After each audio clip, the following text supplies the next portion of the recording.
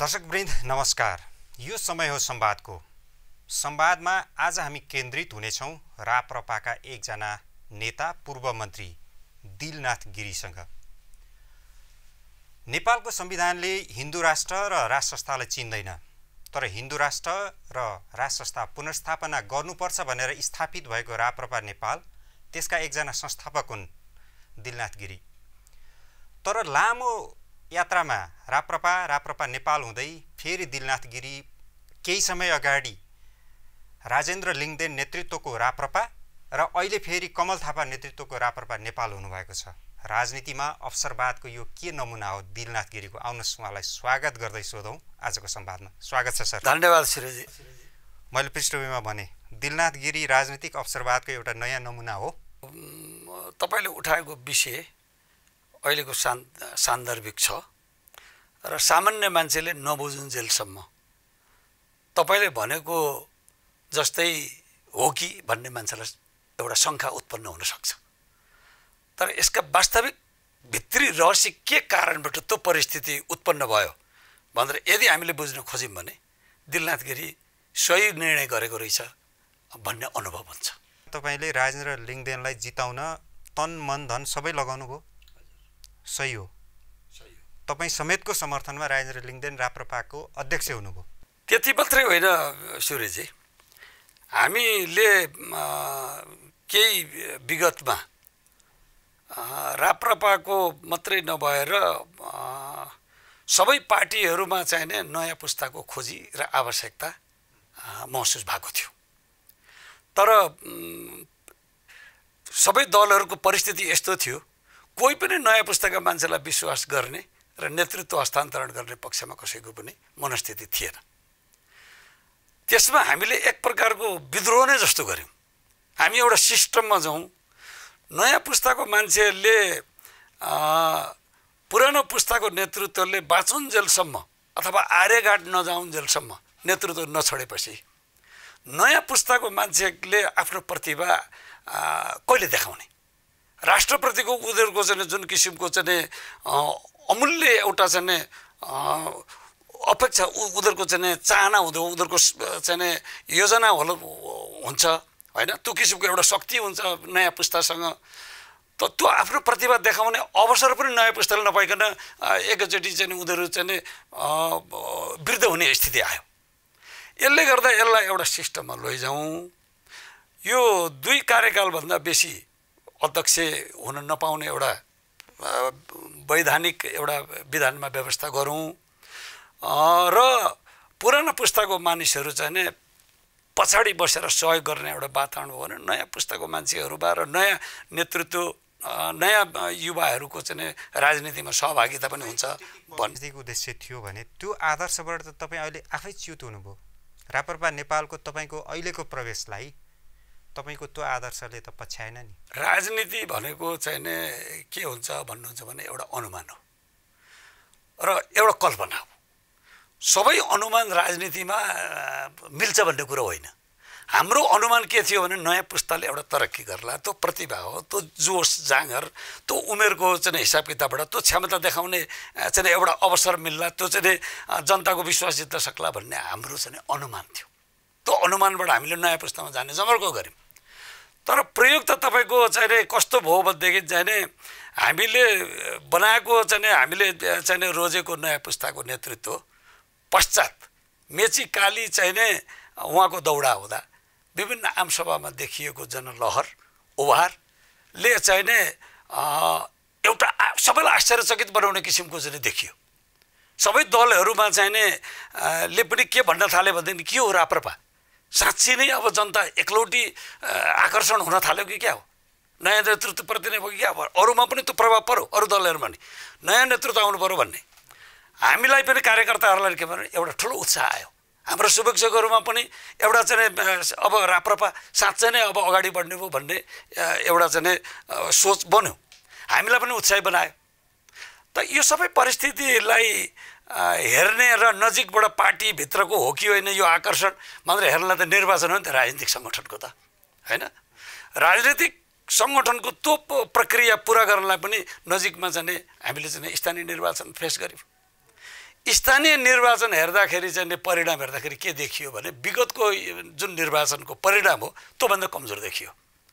यसले गर्दा हामी चाहिँ गम्भीर सोचमा पर्यौँ के हो कारण। हरेकलाई हाम्रो बिचमा एउटा प्रश्न खडा भयो। यत्रो जनताको मेचिकाली लहर थियो, यत्रो उभार थियो, तर त्यो त भोटमा त परिणत भएन। ती मान्छे के कारणबाट राप्रपाको कार्यक्रममा उपस्थिति भए भनेर हामीले धेरै कुराहरू अध्ययन गर्दाखेरि हामीले उनीहरूलाई चाहिँ पार्टीको निमित्त उनीहरू आकर्षित नभएर दुई तीनटा कुरामा चाहिँ आकर्षित भएको हामीले विश्लेषण गऱ्यौँ। पहिलो कुरो त कमल थापा जस्तो एउटा विशिष्ट प्रतिभा पर्सनालिटी हो, त्यस्तो मान्छेलाई हराउने मान्छे को रहेछ हो राजेन्द्र लिङ्गदेन भन्ने एउटा जिज्ञासा मान्छेको त्यो पनि हुन गयो। त्यसले गर्दा पनि मान्छेहरू चाहिँ विभिन्न उसमा चाहिँ आकर्षण बन्यो आमसभामा। अर्को चाहिँ के भइदियो भने उहाँको टिममा चाहिँ हिरो हिरोइन पनि थिए। मान्छेका त भेराइटिज हुन्छ, मान्छेका चाहिँ ठुला आमसभाहरूमा आउने होइन, त त्यो हिसाबले पनि त्यो उनीहरूलाई आकर्षण त्यसले पनि गरेको होला भन्ने एउटा अनुमान भयो। त खास गरेर पार्टीको सिद्धान्त विचार सिद्धान्तसँग आकर्षित भएको भए भोटमा परिणत भोटमा चाहिँ आउँथ्यो। त्यो नआउनुको मतलब चाहिँ के भने यो बाहिरैबाट हेरे बाहिरैबाट यो चाहिँ टरेर गयो। राजेन्द्र लिङ्गदेनले अध्यक्षको कमान्ड सम्हालिरहँदा त्यसको केही महिनापछि नै स्थानीय चुनावको सामना गरेका हुन्। अहिलेसम्मको राप्रपा उनले हाँकेर ल्याएका होइनन्, उनी त सहायक नेता नै थिए कमल थापाले नेतृत्व गरुन्जेल। अनि महाधिवेशनमा अध्यक्ष निर्वाचित भएको केही महिनामै भएको निर्वाचनमा उनले के चमत्कार गर्न सक्थे र? चमत्कार त्योले देखियो नि त, त्यो जुन किसिमको उभार मैले भने नि त्यो चमत्कारै जस्तो देखियो। तर त्यो चमत्कार चाहिँ कस्तो देखियो भने पार्टीको निमित्त सिद्धान्तको निमित्त पार्टीको आदर्शको निमित्त नभएर व्यक्तिको निमित्त देखियो, हेर्नको निमित्त। रमित जात्रा हुन्छ नि, भक्तपुरको जात्रा के जात्रा हामीले हेरेका छौँ नि, त्यहाँ त मान्छे त उल्का हुन्छन् नि होइन। त जात्राबाट फर्किसकेपछि त्यो जात्रासँग रिलेटेड त हुँदैन नि, उनीहरू एकछिनको रमित हेर्छन् आफ्नो घरमा फर्किन्छन्। त्यो स्थिति देखियो क्या, त्यो दुर्भाग्य हो हाम्रो लागि। त्यसले गर्दाखेरि हामीले अब त्यसलाई के गर्नु पर्यो त भन्दा यसको कारण चाहिँ पत्ता लगाएर अब यसलाई शिक्षा लिनु पर्यो। हामी त धरातलीय आधार त हाम्रो त कमजोर भयो। यही स्थितिमा अब सङ्घीय निर्वाचनमा गयौँ भने हाम्रो त सर्वनाश हार हुने भयो। कसरी अब पार्टीलाई जोगाउने त? राष्ट्रिय पार्टी कसरी बनाउने? हामी त राष्ट्रिय पार्टी पनि छैनौँ नि त होइन। हिजोको कुनै समयमा यो तेस्रो शक्ति थियो, त्यसपछि चौथो भयो, हुँदाहुँदै अहिले चाहिँ राष्ट्रिय पार्टीको हैसियतमा राप्रपा छैन। किन छैन भन्दा यसका इतिहास त हामीले बुझेका छौँ। फुट्नु जुट्नु यसका जुट्ने मात्रै यसको काम छ। यसले मेसेज त त्यही दियो। त्यो दिएको कारणले गर्दाखेरि अहिलेको स्थितिमा हामीले बनाएको नयाँ नेतृत्वलाई जुन किसिमको देखेका थियौँ जनताको साथ र समर्थन होला भन्ने, त्यो चाहिँ देखिएन परिणामले क्या। त्यसले गर्दाखेरि अब हामीले यसलाई शिक्षाको रूपमा लिनु पर्यो।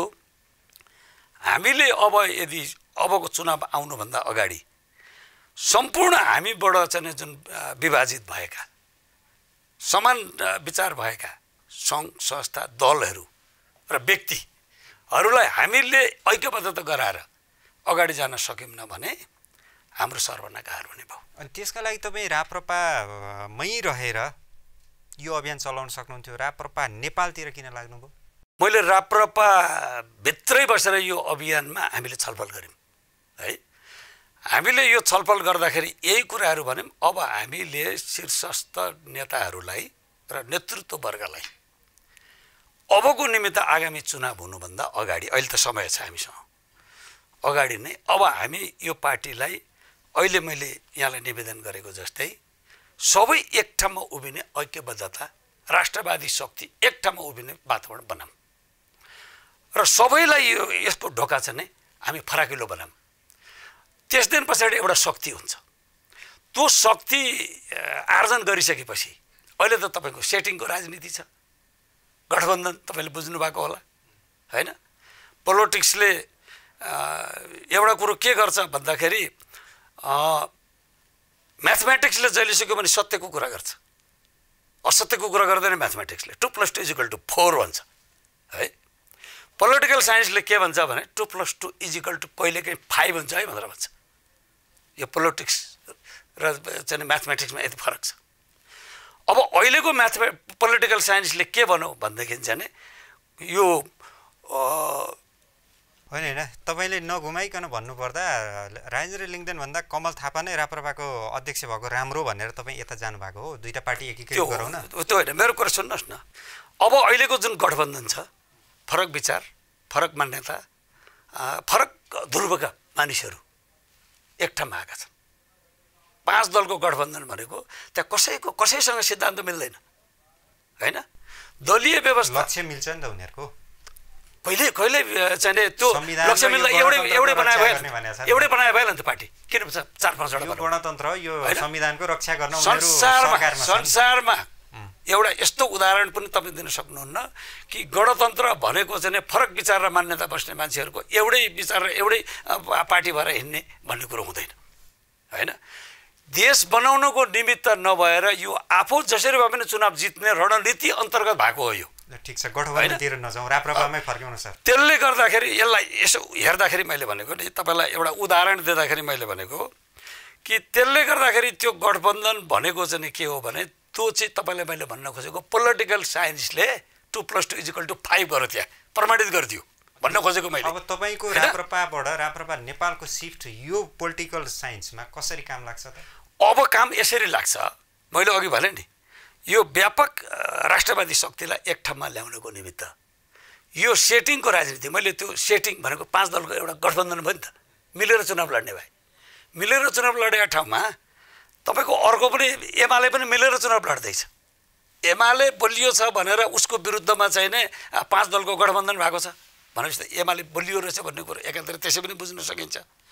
भनेपछि एमाले पनि केही मान्छे के अरे दलहरूसँग त सहकार्य गर्ने भन्ने कुराहरू त्यताबाट पनि चर्चामा आइराखेकै छ।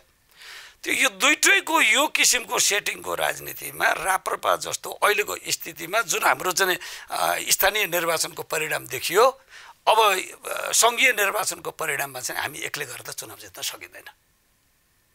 त्यो तागत र त्यो हैसियत हाम्रो हुँदैन होइन। त्यसले गर्दाखेरि उनीहरूसँग सहकार्य गर्नलाई पनि त हामीसँग एउटा शक्ति चाहियो नि।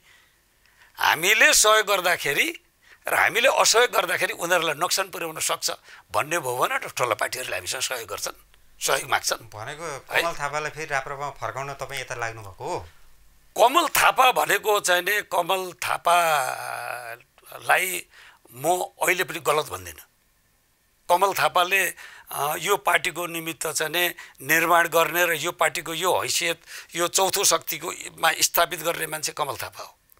कमल थापा अहिलेका टप 10 लिडरहरू मध्येको एउटा प्रतिभा हो, एउटा पर्सनालिटी हो। र कमल थापालाई चाहिँ जो मान्छेहरूले अहिले खैरो खनेका छन् होइन, त कमल थापाको गल्ती के? त आफू पार्टी महाधिवेशनमा हारेपछि फेरि अर्कोलाई अध्यक्ष मानेर बस्न उहाँ मन्जुरै हुनु भएन। उहाँले फेरि राप्रपा नेपाल बिउताउनु भयो। उहाँको पोलिटिकल इमान्दारिता ध्रुयता त त्यही त्यसमा उहाँको तर्क छ नि। उहाँको तर्क उहाँले के गर्नुभएको छ भने हाम्रो यो डेमोक्रेटिक प्रोसिड्युरमा चाहिँ एउटा प्रतिस्पर्धा हुन्छ, पार्टीका स्वच्छ प्रतिस्पर्धा हुन्छ। यो प्रतिस्पर्धाभित्र हाम्रो एजेन्डा जुन छ संवैधानिक राष्ट्र संस्था, हिन्दू राष्ट्र र स्थानीय स्वायत्त शासन प्रणाली भनेको राप्रपाका 3टा एजेन्डा हुन्। यो 3टा एजेन्डा मध्ये चाहिँ नि राष्ट्र संस्थाको विषयमा हाम्रो चाहिँ मान्यता के हो भने दलभन्दा माथि उठेको 3 करोड नेपालीको अभिभावकत्व गर्न सक्ने पृथ्वीनारायण शाहको वंशज मात्रै त्यो 3 करोड नेपालीको अभिभावक हुन सक्छ भन्ने हाम्रो मान्यता। त्यो दलभन्दा माथिको हामीले कल्पना गरेको छौँ राप्रपाले। त्यो यसपालिको महाधिवेशनमा चाहिँ नि जबरजस्ती रूपमा चाहिँ नि राजालाई जानेर नजानेर हाम्रो चाहिँ नि प्रतिस्पर्धाभित्र तान्ने काम भयो। भोट हाल्ने राप्रपाको महाधिवेशन भोट हाल्ने देशभरका चुनिएर आएका प्रतिनिधि कार्यकर्ता होइन त। भोट बहुमतमा भोट ल्याउन नसक्ने कमल थापा, धेरै भोट ल्याउने राजेन्द्र लिङ्गदेन, अनि राजा ज्ञानेन्द्र पूर्व राजा ज्ञानेन्द्रलाई किन बेकारमा दोष दिएको? त्यो त आफू कार्यकर्ताको मन जित्न नसक्ने अनि हारको दोष चाहिँ निर्मल निवासलाई दिने, यसको त तर्कै छैन नि। त्यो गलत, तपाईँको बुझाइ गलत भयो।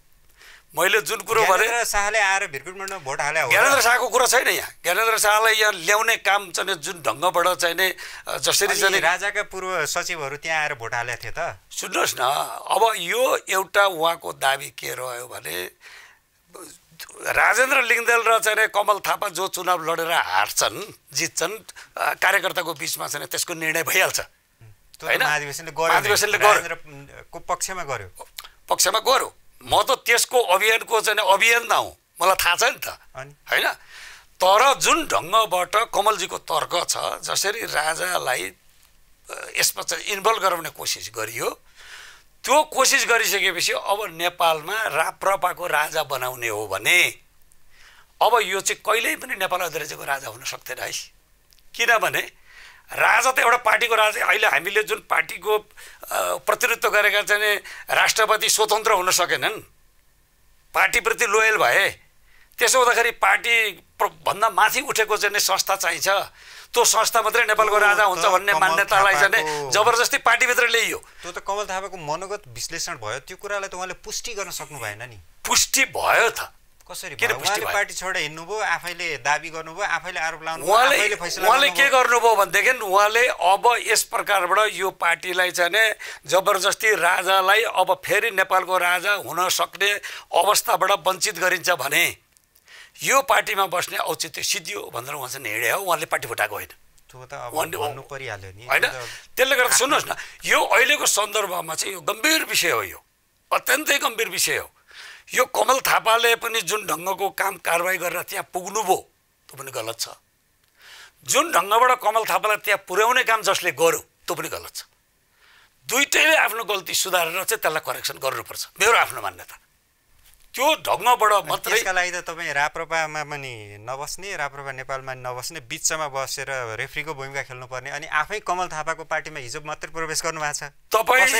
तपाईँ जस्तो सूर्यजी, तपाईँ जस्तो यत्रो लोकप्रिय चाहिँ मिडियाको चाहिँ नेतृत्व गरेर आउनुभएको छ, तपाईँले हाम्रो यो समस्या बुझिदिनु भएन भने त म दुखी हुन्छु। फेरि यो कुन लडाइँमा म कहाँनिर चाहिँ कमल थापाको कित्तामा किन पुग्नु गएँ भन्ने कुरो तपाईँहरू त इन्फर्मेसन राख्नु भएन भने त तपाईँहरू चाहिँ यत्रो ठुलो गरिमामा पत्रकारिता क्षेत्रको नेतृत्व गरेको त गम्भीर त्रुटि हुन्छ नि फेरि त्यहाँ।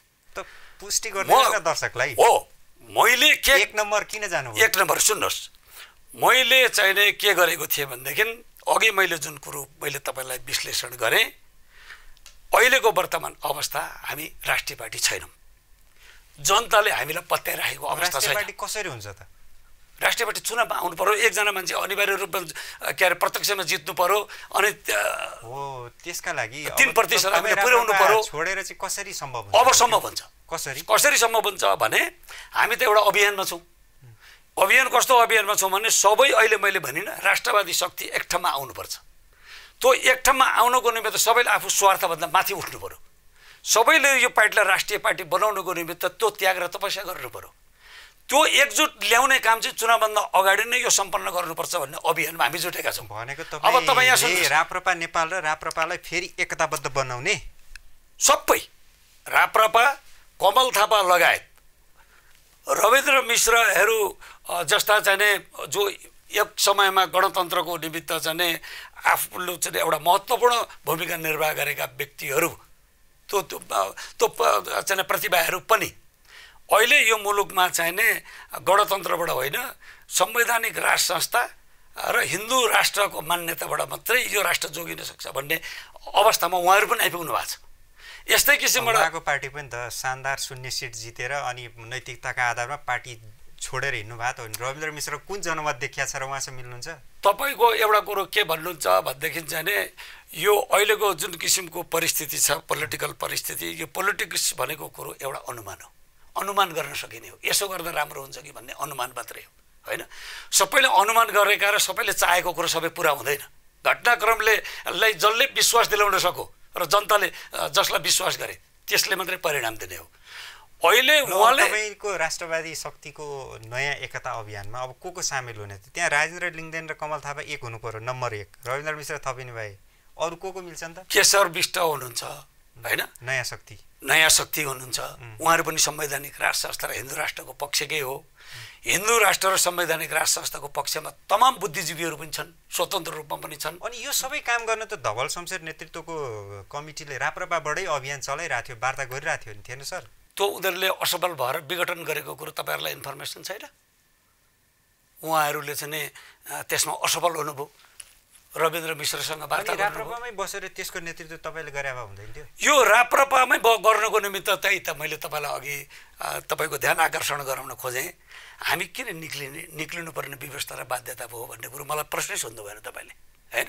त्यही प्रश्न त सोधिरहेको बताइदिनु। सुन्नुहोस् न, हामीले यही बृहत एकता गर्नुको निमित्त, सम्पूर्ण राष्ट्रवादी शक्तिलाई एक ठाउँमा ल्याउनुको निमित्त अब शीर्षस्थ नेतृत्वदेखि लिएर वर्तमान नेतृत्वलाई समेत सुझाव दिनुको निमित्त हामीले छलफल गरेका थियौँ। त्यो छलफल गरेको कुरालाई अति रञ्जित रूपमा नेतृत्वले लियो र हामीलाई चाहिँ के गर्यो भन्दाखेरि पार्टी हित विपरीत तपाईँहरूले काम गरेको हुँदा तपाईँहरूलाई चाहिँ नि के अरे फौजी कारबाही किन नगर्ने, तपाईँहरूलाई गुन्डा एक्ट किन नलाउने भनेर स्पष्टीकरण सोधियो। के हो त्यो? What is the meaning that? के रहेछ फौजी कारबाही भने? गुन्डा एक्ट, भौतिक गुन्डा एक्ट भनेको चाहिँ नि त थाहा होला नि तपाईँलाई, होइन? गुन्डा एक्ट तपाईँहरूलाई किन नलगाउने भन्ने। हामीले पार्टीलाई ठुलो बनाऊँ, सबै पार्टीहरू हाम्रा चाहिँ समान विचार भएकालाई एक ठाउँमा राखौँ, एक ठाउँमा ल्याउने काम गरौँ, त्यो अभ्यास गरौँ, हामी बलियो शक्ति हौँ भन्दाखेरि त त्यस्तो कारबाही हुन्छ। भनेपछि राप्रपाको राजेन्द्र लिङ्गदेन नेतृत्वको कमिटीले यहाँहरूलाई कारबाही गर्ने डिलमा पुर्याएपछि यहाँले पार्टी छोड्नु भएको रहेछ? स्पष्टीकरण सोधियो, सोधेर अब उनीहरूले कारबाही गर्ने स्थितिमा उहाँहरू पुग्नुभयो। गलत किसिमको चाहिँ उहाँहरूले म्यासेज दिन खोज्नुभयो। यो गलत किसिमको म्यासेज चाहिँ दिँदाखेरि अब राजेन्द्र लिङ्गदेनले के भन्नुभयो भने पुराना मान्छे पार्टीबाट हटे पनि पार्टी चल्छ भनेर त भाषणै गरेर हिँड्नुभयो। हामी उहाँलाई ल्याउनुको निमित्त तन मन धन दिएर अघि तपाईँले भनेपछि बल्ल चुरो कुरो आएछ। राजेन्द्र लिङ्गदेनलाई जिताउन ज्यान फाल्नुभयो दिलनाथ गिरीले। हजुर, दिलनाथ गिरीलाई काम गर्ने मौकै दिनु भएन राजेन्द्र लिङ्गदेनले, त्यसकारण चित्त फाटेछ। पहिले भनेको कुरामा तपाईँले बुझ्दै बुझ्नु भएन। फेरि तपाईँ आफ्नो धरातलीय आधारमा अझै सङ्कुचन रूपमा तपाईँले सोच्नुभयो। अलिक फराकिलो दृष्टिकोणबाट सोच्नुहोस् न। म बृहत राष्ट्रवादी एकता गरेर जानुपर्छ, यो पार्टी बलियो बनाउनुपर्छ भन्ने पक्षमा हामी लाग्यौँ। त्यो पक्षमा लाग्दाखेरि चाहिँ तिमीहरूलाई किन कारबाही नगरेर तिमीहरूले पार्टी हित विपरीत काम गर्यो भनेर स्पष्टीकरण सोध्यो। त्यसको मिनिङ के हो? तपाईँहरू जस्तो प्रबुद्ध पत्रकारहरूले त्यसलाई कसरी बुझिदिनुहुन्छ अनि जनतालाई कसरी बुझाइदिनुहुन्छ? हामीले त जुन ढङ्गबाट बुझ्यौँ हामी बुझाउन कोसिस गर्छौँ, तर तपाईँहरूले एकाङ्की ढङ्गबाट बुझिदिनु भयो भनेदेखि त सही सत्य त मेसेज त जनताको बिचमा नजाने भयो नि त। भनेपछि गम्भीर रूपमा त यहाँ तपाईँहरूले जुन राष्ट्रवादी शक्ति बनाउने अभियानका लागि कमल थापाको नेतृत्वमा यहाँ प्रवेश गर्नु आवश्यक छ। कमल थापा लगायत अहिले मैले भनेको यो सबै शक्ति एक ठाउँमा आएन भने राष्ट्रवादी यो शक्ति कमजोर हुन्छ, आउने निर्वाचनमा यो राष्ट्रिय पार्टी बन्न सक्दैन भन्ने आधारबाट हाम्रो चिन्तनबाट अब यो अभियानलाई सशक्त बनाउनु। किन उसले त कारबाही गरेर दिएन ठाउँ राजेन्द्र लिङ्गदेनले।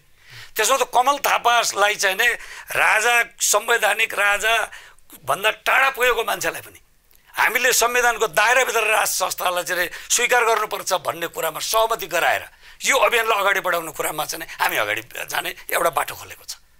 अब कमल थापाले फेरि राज संस्था स्वीकार गर्नुहुन्छ? कहिले स्वीकार गर्नुभएको थिएन कमल थापाले। त्यो स्वीकार नगर्नलाई त अनि यो त तपाईँले स्वीकार नगरेको भने त अघि मैले पृष्ठभूमि भनिनँ। राजालाई जबरजस्ती पार्टीको राजा बनाउँदाखेरि त्यो राजा चाहिँ नेपालको राजा हुँदैन है भनेर अलग हुनुभयो। गणतन्त्र संवैधानिक राजामाथि कायम गर्ने भनेर उहाँले घोषणा गर्नुभएको पार्टी घोषणा गर्दा अनि तपाईँको यो सबै कुराहरू चाहिँ अघि मैले भनिहालेँ। राजनीतिमा चाहिँ सबै कुरा अनुमान गरेको सोचेको कुराहरू पुरा हुँदैन, होइन? यो घटनाक्रमले के गर्छ भने समय र परिस्थितिले तपाईँको प्रचण्डजीको र शेरवारजीले एक अर्कोको टाउका काटेर टाउका लिने कामको घोषणा गरे, होइन? एकै ठाउँमा हुनुहुन्छ त। पोलिटिक्स कहाँ छ हेर्नुहोस् न। त्यस्तो कुरामा एक ठाउँमा आउँछ। यो पोलिटिकल साइन्सले भनेको कुरो भन्दैछु म तपाईँलाई, होइन? त्यो भन्दाखेरि चाहिँ नै अब त्यो उहाँहरू एक ठाउँमा आउनुहुन्छ भने कमल थापा र दिलनाथ गिरी एक ठाउँमा आउन सक्ने स्थिति चाहिँ हुँदैन। जरुर हुन्छ। हो, त्यसले गर्दाखेरि हाम्रो एक ठाउँमा आउने चाहिँ स्थिति किन भयो त भन्दाखेरि उहाँहरू एक ठाउँमा प्रचण्ड र शेरबहादुरजी आउँदा प्रधानमन्त्री हुने लडाइँमा चाहिँ एकअर्कोले सहयोग गर्ने स्थितिमा आउनुभयो। हामी एक ठाउँमा आएको चाहिँ यो मुलुकलाई एउटा राष्ट्रवादी शक्ति स्थापना गर्नको लागि कमल थापा र म एक ठाउँमा जोडिन पुग्यौँ। ठिक छ, यहाँको नयाँ पार्टी प्रवेश फलदायी होस्। हामी यो संवाद जारी राख्छौँ सर। एकैछिनको विश्रामपछि हामी कार्यक्रम संवादमा छौँ अनि आज हामी संवाद केन्द्रित गरिरहेका छौँ दिलनाथ गिरीको राप्रपा नेपालमा प्रवेश किन। संवाद जारी रहनेछ एकैछिनको विश्रामपछि।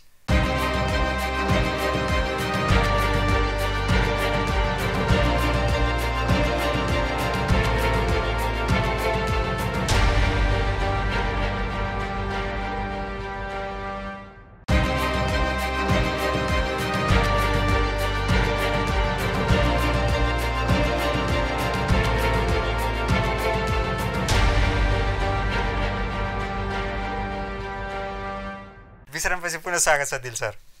Thank you. तर राजनीतिज्ञहरू समाजका नमुना पनि हुन्। तपाईहरू मन्त्री भइसकेको मान्छे, साना साना नानीहरूले राजनीतिमा प्रवेश गर्ने नयाँ पुस्ताले तपाईँहरूबाट सिक्ने हो। घरि यो दल घरि ऊ दल गर्ने यो जुन प्रवृत्ति छ र त्यसको एउटा अन्तिम उदाहरण जो तपाईँ आफू बन्नुभयो, यसो गर्दा यो प्रवृत्ति देख्दा दुःख लाग्दैन? निश्चित रूपमा तपाईँले एकदम ठिक भन्नुभयो। म साँच्चै नै भन्नुहुन्छ भने म मन्त्रीबाट राजीनामा गरेर हिँडेको मान्छे हो।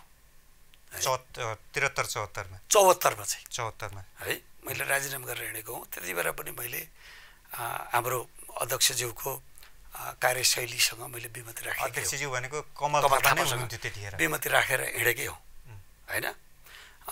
र मलाई व्यक्तिगत रूपमा भन्नुहुन्छ भने म जुन क्याबिनेटमा थिएँ होइन, त्यो क्याबिनेटमा हुँदाखेरिको अवस्थामा अब यहाँ भन्न मिल्छ मिल्दैन त्यसमा के हुन्छ मलाई थाहा छैन होइन। तर म एउटा मन्त्रीको नाताले म क्याबिनेटमा बस्दा त्यो क्याबिनेट चाहिँ नै राष्ट्र बनाउने चिन्तनभन्दा पनि आफू कसरी बन्ने र चुनाव कसरी जित्ने भन्ने अवधारणामा केन्द्रित भएको कुराहरू मैले बुझेँ। त्यसले गर्दाखेरि मैले यो त सरकार हो, योभन्दा माथि त अर्को कुनै निकाय छैन। सरकार त हामी त राष्ट्रलाई बदल्ने, नेपाली जनतालाई समृद्ध बनाउने, नेपाली जनतालाई खुसी बनाउने त्यो विश्वास दिलाएर त्यो निकायमा पुगेको त्यो शक्ति हो। त्यो शक्तिले मलाई त्यहाँका गतिविधिले निराश बनायो है। त्यसो हुँदाखेरि नेपाल किन जहिलेसुकै पनि अहिले 7 पल्ट संविधान परिवर्तन भएको छ नि, तपाईँ हामीले बुझेका छौँ। तर विश्वमा का विकसित मुलुकमा हेर्नुहोस् एकैपटक परिवर्तन भएको छ संविधान। अमेरिका फेरि परिवर्तन भएर, युरोपमा भएर, इन्डियामा पनि भएको छैन नि। तर हामी कहाँ त 7 पल्ट हो। 7 पल्ट हुँदा के भयो भन्दा देश हिजो जहाँ थियो त्योभन्दा पछि आयो। हिजोको नेपाल त यो कृषि क्षेत्रमा त आत्मनिर्भर थियो नि। हामी त तेस्रो मुलुकमा धान चामल समेत निर्यात गर्ने देश हो नि कुनै समयमा होइन। केही कोडबाट हेर्दा देश पछि पर्यो होला, केही कोडबाट हेर्दा देश समृद्ध पनि भइरहेछ, जनता सुखी पनि भइरहेछन्। त्यसलाई त आफ्नो आँखाबाट हेर्न सकियो सर होइन। अब मेरो जिज्ञासा तपाईँलाई यो यो यो यो यो पोलिटिकल अदल बदलबाट होइन, मैले त्यसैको त रिफ्लेक्सन भन्दैछु त म। तपाईँले स्कुलमा जाने जस्तो हामीले सिक्छौँ, प्रयोग त त्यही गर्ने हो नि त। गलत सिक्यौँ भने गलतै प्रयोग गर्यो, ढुङ्गा हान्ने सिक्यो भने ढुङ्गै हान्ने हो होइन। लेख्न सिक्यो भनेदेखि लेख्नै हान्ने हो। कसैलाई सम्मान गरेर सिक्यो भने सम्मानै गर्ने हो नि त। जस्तो कस्तो शिक्षा पायौँ हामीले त्यही अनुसारको आचरण हुन्छ, संस्कार हुन्छ, पद्धति विकास हुन्छ नि। हाम्रो पद्धति चाहिँ के भयो त भन्दाखेरि सबैलाई मुलुक बनाउने किसिमको पद्धतिमा हामी कोही पनि गयौँ न। त्यो दुर्भाग्य हो भन्ने कुरो हो। त्यही भएर मन्त्री छोड्नु भएको थियो। एउटा मेरो चाहिँ विमति त्यो पनि हो। अनि सरकारमा जाँदा गलत देखेको कमल थापाको काम प्रवृत्तिलाई अहिले फेरि पार्टी प्रवेश गर्दा कसरी राम्रो देख्नुभयो? होइन, एउटा कुरो के हुन्छ भन्नुहुन्छ भने मान्छे बिरामी हुन्छ हस्पिटलमा लगिन्छ नि होइन। त्यो गलत मान्छे बिरामी हुने बित्तिकै चाहिँ नि त्यसलाई हस्पिटलको चाहिँ सुविधाबाट वञ्चित गर्यो भने के अमानवीय हुँदैन? त्यसले ट्रिटमेन्ट पाउनुपर्छ कि पर्दैन? बिरामीले त उपचार पाउनै परेन भनेपछि राजनीतिमा पनि एकचोटि मान्छेले गल्ती गर्यो भने त्यसले पुनः सुध्रिने मौका त्यसलाई दिनुपर्छ कि पर्दैन? स्पष्टीकरण सोधेर यति भित्र चाहिँ यस्तो यस्तो पुरा तँलाई चाहिँ तैँले सुधार गर्न सकिनुहोस् भने तँलाई चाहिँ कारबाही हुन्छ भनेर भनिन्छ नि, त्यो चेतावनी दिइन्छ नि, त्यो सुविधा त छ नि। भनेपछि अहिले चाहिँ कमल थापा एकदमै सुध्रिएर गल्ती त हुन्छ नि, नेता हुनुभयो। पञ्चतत्त्वबाट बनेको यो शरीरमा कहिले आवेगमा आइन्छ, कहिले खुसी हुन्छ, कहिले चाहिँ रिस राग द्वेषहरू पलाउँछ। यो शरीरको प्राकृतिक रूपमा चाहिँ यो आफै स्वतः स्फूर्त आउँछ, कसैले नियन्त्रण गर्छ, कसैले बाहिर निक्लिन्छ, होइन? म एउटा आम जनतामा चर्चा रहेको प्रश्न गर्छु, त्यसको प्रमाण मसँग नमाग्नु होला। हजुर, अमेरिका पलायन भएको दिलनाथ गिरीलाई कमल थापाले बोलाएर मन्त्री बनाउनु भयो। अहिले कमल थापा सङ्कटमा परे बेला त्यही गुण तिर्न तपाईँ फेरि राप्रपा नेपालमा जानुभयो भन्छन्, यो सही हो? गलत, 100% गलत। अमेरिकामा पलायनै भएको छैन, नम्बर 1 त्यो 100% त्यो एन्सरै गलत छ। होइन, ग्रिन कार्ड नै अमेरिकामा छ भन्छन्, के हो त्यो? तपाईँकोले भनेको कुराहरू ठिकै सवाल उठाउनु भयो, किनभने म सांसद हुँदाहुँदै मलाई चाहिँ मुद्दा हाले हो बालकृष्ण नेउपानेले सर्वोच्च अदालतमा। ऊ झन् ठुलो राष्ट्रवादी हो त यो देशको। सुन्नुहोस् न, मेरो ग्रिन कार्ड थियो भन्ने कुराको चाहिँ उहाँले जुन कुरो बुझेर सर्वोच्च अदालतमा उहाँले चाहिँ मुद्दा हाल्नुभयो, प्रुफ गर्न सक्नुहुन्न नि। अभियोग लाउने बित्तिकै अभियोग त हुन्छ, उहाँले अभियोग लगाउनु भयो। सर्वोच्च अदालतमा प्रुफ गरेको भएदेखि सायद म ग्रिन कार्ड होल्डर थिएँ होला, हुन्थेँ होला। तर मलाई चाहिँ नि उहाँले जुन अभियोग लगाउनु भयो सर्वोच्च अदालतले मलाई सफाइ दियो, उहाँले प्रुफ गर्न सक्नु भएन। मन्त्री हुँदाखेरि, मन्त्री होइन सांसद हुँदाखेरि होइन, उहाँले मुद्दा हाल्नु भएको छ सर्वोच्च अदालतमा। मैले मुद्दा जितेको छु, त्यो अहिले पनि तपाईँले अदालतबाट त यहाँले ग्रिन कार्ड नभएको पुष्टि प्रमाण पाउनुभयो, सफाइ पाउनुभयो। तपाईँको खासमा अमेरिकामा सम्बन्ध चाहिँ के हो? मेरो अमेरिकामा म गएको भनेको चाहिँ माओवादी द्वन्द्व जुन थियो यहाँ, त्यो द्वन्द्वको विषयदेखि 62 म त्यस बेलामा चाहिँ जिल्लाको सभापति थिएँ पार्टीको, सङ्खुवासभा जिल्लामा। र मेरो नाम चाहिँ त्यति बेला मेरो गाउँको एउटा ठुलो चौतारो छ, त्यो चौतारामा चाहिँ एउटा पिपलको बोर्ड छ, त्यो पिपलको बोर्डमा 1 नम्बरमा चाहिँ हत्या गर्ने मान्छे 10 जनाको नाम टाँसिएको थियो, त्यसमध्येमा मेरो नाम पनि थियो है। र मेरा पार्टीका 8 जना मान्छेलाई चाहिँ हत्या गरेर मारिसकेका थिए सङ्खुवासभामा। र मेरा साथीभाइले त्यसपछि के भने तपाईँ यो भोलिको यो जीवनको लागि पनि, भोलिको राजनीतिक जीवनको लागि पनि तपाईँ यहाँबाट जानुहोस्, यो रिस्क नलिनुहोस् भनेर सबैले सल्लाह दिए। सल्लाह दिएपछि म काठमाडौँ आएँ। काठमाडौँ आइसकेपछि मलाई फलो गर्न छोडिएन। त्यस दिन पछाडि मेरो छोरो चाहिँ अमेरिकामा थियो है। अमेरिकामा भएको छोरालाई मेरो यस्तो यस्तो भइरहेछ भनेपछि ल ठिक छ, त्यसो भए बुवा तपाईँ तुरन्तै अमेरिका आउनु, म यहाँबाट चाहिँ चिठी पठाइदिन्छु स्पोन्सर भनेर उसले स्पोन्सर गरेर म केही समय म त्यसरी चाहिँ अमेरिका गएँ। र जुन यो समस्या टुङ्गिसकेपछि म फर्केर आएको। 64 पछि आउनुभयो? 64 पछि आएँ। 64 मा होइन, अगाडि नै आएँ म, होइन अगाडि नै म 2 वर्ष बसेँ है। अब त्यसले गर्दाखेरि मलाई चाहिँ के भइदियो त भन्दा मान्छेले अनुमान गरे कि यो मान्छे अमेरिकामा गयो, ग्रिन कार्ड चाहिँ लियो भन्ने चाहिँ अनुमान त गरेँ नि। मैले अघि नै भनिनँ, मान्छेले अनुमान गर्न सक्छ, अनुमानको कुरा सबै सत्य हुँदैन होइन। भनेको तपाईँ अहिले पनि खासा नेपाली नै हो? म नेपाली, हिजो पनि नेपाली थिएँ, आज पनि छु र भोलि पनि हुन्छु होइन। र ग्रिन कार्ड भनेर तपाईँको चाहिँ यो मल्टिपल भिसा भनेको कुरामा अलिकति मात्रै फरक छ। फेरि त्यसलाई चाहिँ तपाईँ हामीले बुझ्ने कोसिस गऱ्यौँ भने अझ बेटर होला। उठाइहाल्नु भयो विषय, सजिलै रहेछ नि तपाईँलाई। यहाँ राजनीति आफूले भने जस्तो भयो भने नेपालमै बस्ने, भएन अलिकति सङ्कट भयो भने अमेरिका गइदिने। त्यो दिलनाथ गिरीले मात्रै गर्यो कि अरूले पनि गरे? यो दिलनाथ गिरी मात्रै हो उदाहरण? राप्रपाभित्रको त तपाईँ अलि चर्चित हुनुहुन्छ नि। होइन त, यो काम अरूले गरेको छैन कि छैन? त्यो त धेरैले गरे होला। हो, त्यसो हुँदाखेरि यो चाहिँ जुन किसिमको रिस इबीबाट भन्ने कुरा भयो, यो सिद्धान्तगत रूपमा यो चाहिँ त्रुटि हो कि होइन, यो त्रुटि थियो कि थिएन भनेर भन्ने मान्छेले त एउटा चाहिँ अप्ठ्यारामा परेको मान्छे जो माओवादीको त्यति बेला चाहिँ माओवादीसँग भिड्नु भनेको त फलामको चिप्रा खानु थियो नि त। मृत्युवरणै गर्नु थिएन, जनयुद्ध कठिन थियो, कठिन थिएन। त्यो कठिनतम परिस्थितिमा चाहिँ म केही समय चाहिँ मैले त्यो बाध्यता भयो। मेरा 8जना मान्छे त मेरो पार्टीका मान्छेलाई चाहिँ मारिदिए होइन, जबकि मेरो चाहिँ हत्या गर्ने भन्ने चाहिँ सूचना प्रकाशित गरिसकेपछि मैले त्यो सुरक्षित भएर म अहिलेको निमित्त जीवित हुनु कि यो दुःख कि सुखको कुरा हो? यो त सुखकै कुरा हो। अब एउटा तपाईँको राष्ट्रवादी अभियानमै फर्कौँ दिल सर। हजुर, तपाईँ लामो राजनीतिक यात्रामा मन्त्री पनि हुनुभयो, सिंहदरबारबाट देशलाई हेर्नु भएको छ, भुइँ मान्छेलाई हेर्नु भएको छ। अब यो 62 पछिको जुन परिवर्तन भयो, यो संविधान, यो गणतन्त्र, यसले तपाईँहरूको अभियानलाई चिन्दैन। राष्ट्रवादी अभियान चाहिँ यो हुन्छ नि मान्छे पिच्छेको एउटा मागी खाने भाँडो भयो भन्छन् आम मान्छेहरू। तपाईँ फेरि यही अभियानमा फर्किनुभयो। यो अब तपाईँकै शब्दमा अनुमानको खेती, अनुमानको राजनीति, सम्भावनाको राजनीति, यो उही टाइम पास हो कि यो साँच्चै यसबाट केही फल्छ? यो अहिलेको नेपालको राजनीतिक परिस्थितिलाई हेर्नुहुन्छ भने कुनै पनि यस्तो दल छैन जो नेपाली भावना, नेपाली चाहना र नेपाली मौलिकतामा आधारित भएर चलेको होस्। सबै दलहरूमा कुनै न कुनै रूपमा ब्याकफोर्स विदेशीहरूको चाहिँ प्रभाव परेको छ। राप्रपामा पनि छ। राप्रपामा भएको भए त त्यही हिसाबमा पुगिहाल्थ्यो नि। राप्रपा त्यसबाट जोगिएको छ। यो राप्रपा विदेशीहरूबाट अलग हो। यो त्यसो हुँदा राष्ट्रवादी शक्ति हो। यो चाहिँ हामीले भनेको नै त्यही हो नि।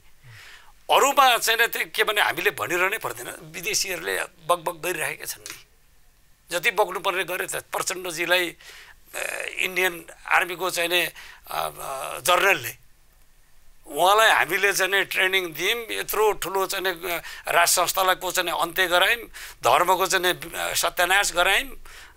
यो चाहिँ त्यतातिर नजाउँ, गम्भीर त्रुटि भएछ। मैले तपाईँलाई अब राप्रपा कसरी, तपाईँहरू कसरी यो अभियान सफल पार्नुहुन्छ मेरो जिज्ञासा। हामी नेपाली जनताको विश्वासलाई जितेर हामी यसलाई सफल पार्छौँ। विश्वास कसरी जित्नुहुन्छ सर? महाधिवेशनको 3 महिना नपुग्दै पार्टी फुटाउनुहुन्छ, फेरि जुट्नु पर्यो भन्नुहुन्छ। अब यो जुट्ने फुट्ने श्रृङ्खलाबाट तपाईँहरू कहिले मुक्त हुने र अहिलेको नयाँ युवा पुस्तामा तपाईँहरू के एजेन्डाले चाहिँ कन्भिन्स गर्ने? राम्रो कुरा सोध्नुभयो सूर्यजी। विद्यार्थी छँदाखेरि प्रत्येक वर्ष प्रत्येक क्लासको परीक्षा हुन्छ नि होइन? हुन्छ, वार्षिक परीक्षा। वार्षिक परीक्षा हुन्छ नि। त्यो वार्षिक परीक्षामा जुन क्वेसन एन्सर हुन्छ नि, त्यो क्वेसनको ठिक एन्सर दिएन भने के हुन्छ? त्यो फेल हुन्छ होइन? अहिलेसम्म हामी त्यो क्वेसनको एन्सर दिन सकेका छैनौँ। त्यसैले गर्दा हामी फेल भएको छौँ। तपाईँले भनेको कुरो ठिक हो। हामी सही एन्सर खोज्नेमा त्यसमा मिहिनेतमा छौँ। अब 94% नेपाली जनता ओमकार परिवारका छन्। त्यो 94% जनताको त्यो ओमकार परिवारको भावनाको प्रतिनिधित्व गर्ने राप्रपा हो। त्यसले ठिक एन्सर दिन सकेका छैन। त्यसैले गर्दा हामी फेल भएको छौँ। मिलेको छैन एन्सर। जुन एन्सर हामीले दिन खोज्यौँ त्यो मिलेन। यहाँहरू चौथो शक्ति जुन बेला हुनुभयो त्यो बेला त जनताले एक खालको समर्थन त दिएकै हो नि। त्यसलाई पनि त सत्ता टुङ्ग्याउनु भयो। त्यसलाई केही राप्रपाको ओह्रालो यात्रा सुरु भयो। आंशिक रूपमा हाम्रो त्यो प्रश्नलाई चाहिँ हाम्रो चाहिँ करेक्ट एन्सर भएन, त्यहाँ पनि हामी फेल भएकै हो। अरू प्रश्नहरूको एन्सर दिँदाखेरि चाहिँ केही एन्सर भएर चौथो शक्ति भयो। तर मूल रूपमा चाहिँ हिन्दू धर्मको विषयमा, राज संस्थाको विषयमा करेक्ट एन्सर हामीले दिन सकेनौँ। हामी करेक्ट एन्सर खोज्दैछौँ। करेक्ट एन्सर जुन दिन सक्छौँ हामीले त्यस दिन हामी बोर्ड फर्स्ट। तपाईँ यो जीवनकालमै यो आफ्नो लक्ष्य पुरा होला भन्ने मान्नुहुन्छ? अनुमान। पोलिटिक्स भनेको अनुमानै हो। काङ्ग्रेसको समाजवाद, एमालेको समाजवाद, संविधानमा अहिले समाजवाद उन्मुख भइरहेको छ। यिनीहरूकै कार्यकालमा आउला या कहिले आउला त्यो अनुमान हो। त्यो तपाईँ एउटा देश विदेश घुमेको एकदम शिक्षित, राज्यमा प्रतिनिधित्व गरिसकेको मान्छे, यो धर्मलाई, राज संस्थालाई जुन संविधानले चिन्दैन, यी कुराहरूलाई किन राजनीतिको एजेन्डा बनाइराख्नु भएको छ? यो त स्वतन्त्र छोडिदिनुहोस् न। कस्तो राम्रो कुरा गर्नुभयो सूर्यजी। बहुत राम्रो कुरा। म तपाईँलाई हाइली एप्रिसिएटिङ है। धर्म भनेको तपाईँले कसरी बुझ्नुभयो, मैले बुझेको धर्म फरक छ। त्यही भएर हामीले करेक्ट एन्सर दिन सकेका छैनौँ भनेर भनिरहेको छु। धर्म भनेको चाहिँ नि मठ मन्दिर मात्रै होइन, कर्मकाण्ड मात्रै होइन। धर्म भनेको अनुशासन हो, मर्यादा हो, संस्कार हो है। र तपाईँको त्यो एउटा जीवन पद्धति, असल जीवन पद्धति निर्वाह गर्नको निमित्त त्यो एउटा आचरण हो। त्यो मार्गदर्शन हो। त्यो मार्गदर्शनलाई तपाईँले फरक फरक ढङ्गबाट हेरेर तपाईँले त्यसलाई चाहिँ अनुमान गर्नु भने त्यो गलत हुन्छ। यो बृहत रूपको चाहिँ तपाईँको के अरे हाम्रो जीवन पद्धतिलाई यो आवश्यक छ। त्यो आवश्यक भएको चिज तपाईँसँग मैले असल व्यवहार गर्ने भनेको कुरा त्यो धर्मको त्यो आचरणले हामीलाई चाहिँ प्रेरित गरेको हुन्छ। यो बोली भनेको कुरो यसले राम्रो बोल्नलाई पनि यो बोली दिएको छ। यो बोलीलाई गलत किसिमबाट प्रयोग गरेर नराम्रो पनि हुन्छ, जसले तपाईँलाई दुःख हुन्छ। त्यही बोलीले मलाई पीडा हुन्छ है। त्यो कसरी रोक्ने भन्ने पद्धति सिकाउँछ यसले। यो किसिमको यत्रो राजनीतिक दल छन् नेपालमा, उनीहरूलाई धर्मलाई एजेन्डा बनाउनु परेन, गइसकेको राज संस्थालाई फेरि फर्काउने मुद्दा बनाउनु परेन, तपाईँहरूलाई मात्रै किन यो चटारो परेको भने क्या मैले। होइन, तपाईँ छोराछोरी हामी जन्मिसकेपछि तपाईँ पनि जानुभयो, म पनि गएँ, त्यहीबाट हामी सबै छौँ। हामी स्कुल जान्छौँ नि होइन? 2 वर्ष भएपछि 3 वर्ष लागेपछि स्कुल जानेछौँ नि, जाँदौ न? त्यो स्कुलमा किन गयो? के पढ्न गयो? के पढ्न गयो? ढुङ्गा हान्न, बाबुआमालाई गाली गर्न, घरमा आगो लाउन, कि संस्कार सिक्न, कि पद्धति सिक्न, कि जीवनलाई चाहिँ एउटा असल रूपमा चाहिँ यो जीवन प्रयोग गर्नुपर्छ भन्ने मान्यता, त्यो संस्कार, त्यो संस्कृति, त्यो मूल्य मान्यता सिक्न। त्यसो हुँदाखेरि त्यसले जुन किसिमको संस्कार दिन्छ त्यो सिक्न मात्र जसरी जान्छौँ। राजनीति यो धर्मले के गर्छ भने मान्छेलाई अरू थप मर्यादित बनाउनेको निमित्त यसले अवसर दियाउँछ। यसले त्यो आत्मसात गरियो भने हामी असल मान्छे बन्न सक्छौँ। त्यो खराब चिज हो र? अनि अहिले चाहिँ धर्मनिरपेक्ष नेपाल भइरहँदा तपाईँले आफ्नो यो संस्कार सिक्न सिकाउन एकदम मर्यादित हुन के बाधा छ र? नेपाल विश्वमा अन्त कहीँ देख्नु भएको छ तपाईँले? देखाएको छ कहीँ छ नेपाल भन्ने देश? त्यो त पृथ्वीमा एउटा देश त एक ठाउँमा त हुन्छ नि, त्यो त नेपालमै छ। नेपालमै छैन? नेपालमा भएको देशको यस्तो छुट्टै मान्यता छ, छुट्टै पहिचान हो। यो हिन्दूहरू बसोबास गरेको ठाउँ हो होइन? यो हिन्दू मूल्य मान्यता र संस्कार बोकेको यो देश भएको हुँदाखेरि यो देशको छुट्टै पहिचान हुनुपर्छ भन्नु त अधर्म हो र? त्यो अपराध हो। त्यो कुरालाई मान्दै मानेनन् अनि तपाईँ कराएर मात्र के हुन्छ सर? हामी त मैले भनिहालेँ नि, तपाईँ स्कुलमा जाने बित्तिकै एकैचोटि एमए गर्नुहुन्छ र भने त्यहाँ जान कति वर्ष लाग्छ? कति मिहिनेत गर्नुपर्छ? कति परीक्षा दिनुपर्छ? ल, यो तपाईँको दीर्घकालीन लक्ष्य रहेछ। तपाईँलाई शुभकामना छ दिल सर। जाँदा जाँदै एउटा कुरा, पूर्व राजा ज्ञानेन्द्र सैयाको कतिको उठबस छ? अब तपाईँले भनेकै जस्तो प्रकारबाट त मेरो छैन होइन, तर मेरो आस्था विश्वास चाहिँ उहाँप्रति निरन्तर रूपमा छ। मन्त्री हुँदा त भेट्नुभयो होला नि त? अनि भेटिरहनु पर्दैन, उहाँलाई किन भेट्ने? भेट्दै नभेटेको व्यक्तिको आस्था किन त? होइन, तपाईँको के भनेदेखि चाहिँ पशुपतिको मन्दिरमा गएर तपाईँ भित्र देउते भाटामा पुग्नुहुन्छ र मूर्ति भाटामा पुग्नुहुन्न नि, त्यहाँ जानै पाउनुहुन्न तपाईँ होइन? तर तपाईँको आस्था त बाहिरबाट प्रकट हुन्छ नि, भगवान्ले सुन्छन् भन्ने त विश्वास छ नि त। त्यसो यत्रो ठुलो भिडभाड पशुपतिमा लाग्छ, त्यो पशुपतिभित्र जान पाउँछन् र? निर्मल निवासबाट यहाँलाई बोलावट हुँदैन कि यहाँलाई त्यहाँ पनि गेट खुल्दैन? अरे त्यस्तो छैन, त्यस्तो त्यो चाहिँ फेरि तपाईँले अलिकति नेगेटिभ कुरा गर्नुभयो। हामी त उहाँहरूलाई त्यो पुस्तालाई त्यो संस्थालाई स्थापित गर्ने भनेको मतलब हामी नजिक भएर होइन नि त। नेपाली जनताको यो देशको आवश्यकता भनेको हो नि त। हामीले त यो देशको अस्तित्वको लागि, यो देशको एकताको लागि, यो देशको समृद्धिको लागि राज संस्थाको चाहिँ नै संवैधानिक राज संस्थाको उपस्थिति एउटा अभिभावकको रूपमा हुनुपर्छ भन्ने मान्यता पो त हाम्रो। उहाँसँग विश्वास गरेर उहाँसँगले चाहिँ को चाहिँ आशीर्वाद दिएर अनि राजनीति गर्ने अथवा उहाँले हामीलाई चिनेको छ भनेर होइन नि त। हामीले त्यसै पनि सैद्धान्तिक र हिन्दू राष्ट्रको एजेन्डा अरू पार्टीले उठाएको छैन, हामीले यो उठाउँदा छिटो सत्ता शक्ति प्राप्त होला भनेर हो उसो भए? होइन, त्यो पनि गलत भयो, त्यो बुझाइ गलत भयो। मैले भने नि हिन्दू राष्ट्र भनेको कुराहरू चाहिँ संस्कार हो क्या, त्यो हो। त्यो हाम्रो चरित्रलाई परिवर्तन गर्ने, हामी अरूभन्दा छुट्टै मान्यता बोकेको, छुट्टै संस्कार भएको, छुट्टै पहिचान भएको नेपाली भनेपछि चाहिँ संसारले के चिनोस् भन्दाखेरि नेपालीलाई देख्ने बित्तिकै सम्मान गरोस्। आहा, कति राम्रो यिनीहरूको शील स्वभाव, कति राम्रो चरित्र, कति सहयोगी मन भावना भएका र नेपालीहरू भनेपछि चाहिँ यो असल जात हो भन्ने एउटा इम्प्रेसन पर्यो भने तपाईँ संसारभरि तपाईँको मर्यादा हुन्छ। अहिले तपाईँ विदेश जानुभयो भने नेपाली भनेर तपाईँलाई नाङ्गाई बनाएर छ नि तपाईँलाई चेकअप गर्छ। अरूलाई म र भुटानको मान्छे एकैचोटि गयौँ भने भुटानको मान्छेलाई सररको पठाइदिन्छ। नेपाली भनेर मलाई चिन्यो भनेदेखि मलाई चाहिँ नाङ्गै बनाएर चाहिँ चेक गर्छ। किन भन्दा हामीले इम्प्रेसन त्यस्तो दियौँ संसारलाई।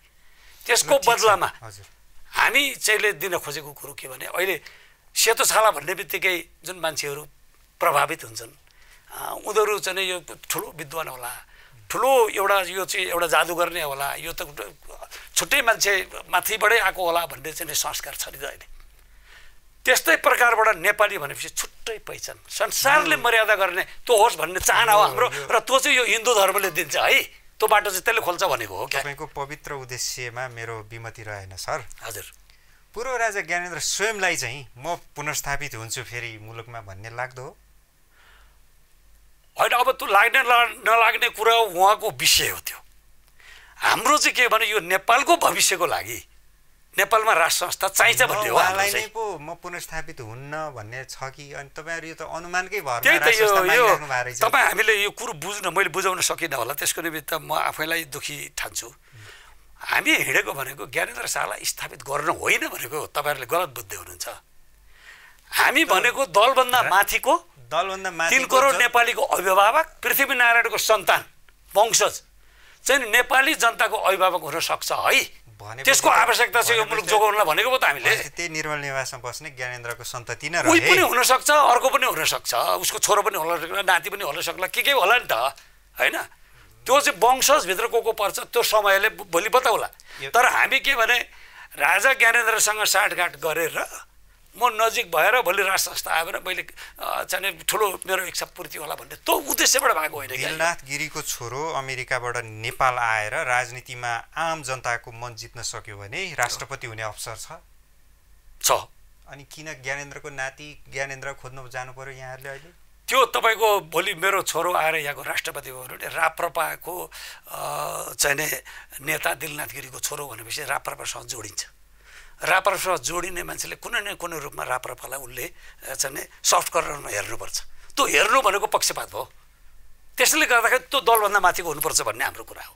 निष्पक्ष भएको भए त राष्ट्र संस्थै विघटन हुँदैन थियो होला। विघटन भयो त गल्ती भएपछि त्यो भयो, त्यसलाई सुधार्न सकिँदैन। एकचोटि बिरामी भएपछि मरिहाल्छ त मान्छे। उपचार गर्ने पद्धतिसम्म त विश्वास गर्नु पर्यो, उपचार गर्नु पर्यो नि। यहाँ कोरोना भएको मान्छे कति छन्, कति त मऱ्यो नि त होइन। तर कोरोना भइसकेपछि त्यसको चाहिँ जुन कुराको औषधिको डिमान्ड गरेको हुन्छ, जुन क्राइटेरियामा बस्नुपर्छ, जुन अनुशासनमा बस्नुपर्छ भनेर त्यो त गर्नु पर्यो नि। अब अन्तिम प्रश्न दिल सर। हजुर, सङ्घीय चुनाव मङ्सिरमा छ। यहाँको अभियान सबै राष्ट्रवादीहरूलाई एक ढिक्का बनाएर चुनाव लड्ने छ। तपाईँ आफै चाहिँ चुनाव लड्नु चाहिँ हुन्न? पार्टीले के निर्णय गर्छ त्यो मैले अहिले आफैले भन्ने कुरो होइन। मेरो उपस्थिति, मेरो योग्यता, मेरो क्षमता, मेरो उपयोगिता पार्टीले देख्यो भने भोलि मलाई चुनाव लड्नु भन्ला, मैले तयार हुनुपर्छ त्यति बेला। अब त्यो पार्टीले मलाई नभनुन्जेलसम्म म अहिले यसै गर्छु भनेर मैले भन्ने मिल्दैन। व्यक्तिगत रूपमा दिलनाथ गिरीलाई आफ्नो भूगोल, आफ्नो जनताबाट निर्वाचित हुन्छु भन्ने आँट छ कि छैन? मलाई जरुर छ, तर मेरो राजनीति भूमिकाको विषयमा तपाईँले मलाई सोध्नुहुन्छ भने मेरो अहिलेसम्मको राजनीतिक जीवन राजनीतिक भूमिका दुई खालको हुन्छ। एउटा कन्स्टिट्युएन्सी बेस राजनीति हुन्छ, एउटा सेन्टर बेस्ड राजनीति हुन्छ। यो दुईवटा राजनीति छ नेपालमा। मैले अहिलेसम्म भूमिका निर्वाह गरेको सेन्टर बेस्ड राजनीति हो। भनेपछि तपाईँको चुनाव जित्ने निर्वाचन क्षेत्रै छैन? एक प्रकारबाट क्षेत्र भए पनि मेरो सम्पूर्ण सबै लगानी म कन्स्टिट्युएन्सी बढाउने, बलियो बनाउने भन्दा पनि म मुलुकलाई बलियो कसरी बनाउनुपर्छ भन्ने सोच राखेर हिँडेको मान्छे हुँ। यहाँको राजनीतिक अभियान एकदम सफल होस् दिल सर। Thank you. यहाँको अमूल्य समय अनि संवादका लागि हामी एकदमै आभारी छौँ। धेरै धेरै धन्यवाद ईश्वरजी। तपाईँको यो न्युज नेपाल टेलिभिजन तपाईँ र तपाईँ लगायत सम्पूर्ण परिवारलाई आज मलाई यो अपूर्व समय दिएर जुन मेरो विचार सुन्ने मौका दिनुभयो त्यसको निमित्त धेरै धेरै धन्यवाद। दर्शकवृन्द, उहाँ हुनुहुन्थ्यो दिलनाथ गिरी, पूर्व मन्त्री, राप्रपाका संस्थापन कालदेखि आजसम्मका सक्रिय नेता। राप्रपा अनि राष्ट्रवादीहरूको एउटा साझा चौतारी बनाउने उहाँको अभियान निरन्तर छ। सफलता असफलता त समयले देखाउला। उहाँलाई शुभकामना भन्दै आजको संवाद यहीँ अन्त्य गर्छौँ। राष्ट्रियताको पहरेदारी, जनाधिकारको पक्षमा खबरदारी। हेर्दै रहनुहोला न्युज नेपाल टेलिभिजन। नमस्कार।